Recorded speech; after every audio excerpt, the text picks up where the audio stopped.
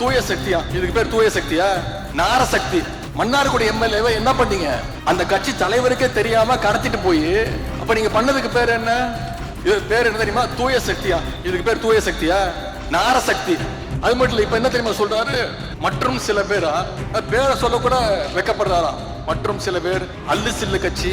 நான் கேட்கிறேன், அப்புறம் அல்லு சில்லு கட்சி தானே, அப்புறம் எதுக்கு அவங்க எல்லாம் போய் தனித்தனியா போய் பார்த்து சால்வை போட்டு போட்டோ எல்லாம் எடுத்தீங்க? எதுக்கு சோஃபா செட் அமிச்சிங்க? இப்ப கடைசியில் அவங்களையும் காட்டி விட்டாரு. ஆளுங்கட்சி எம்எல்ஏக்கள் ஒவ்வொன்னா ஒரு வீட்டு இருக்கிறாங்க. நாம பெருமையா சொன்னோம், Dravidian model, development model, $1 trillion எக்கானமின்னு பெருமையா சொல்லிட்டு இருந்த தமிழ்நாட்டை இன்னைக்கு சோஃபா மாடல் ஆக்கின பெருமை தான் இன்னைக்கு இந்த ஆட்சிக்கு உண்டு. வேற எந்த செயல்பாடும் கிடையாது, எதுவும் கிடையாது. மக்களுக்கு இன்னும் பஞ்ச் டயலாக்ஸும் உங்களுடைய ரீல்ஸும் தேவையில்லை. அவங்களுக்கு தேவை பாதுகாப்பும் உங்களுடைய வாக்குறுதிகளும் ஸ்கீம்ஸும் தான். புது முதலமைச்சருக்கு ஒரு புதுவிதமான ஒரு ப்ராப்ளம் இருக்கு. ஃபோபியான்னு சொல்லுவாங்க.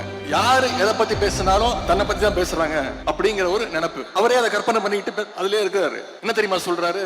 அவர் கோட்டு சூட்டு போடுறாருல, அதை நாம கிண்டல் பண்ணிட்டோமா?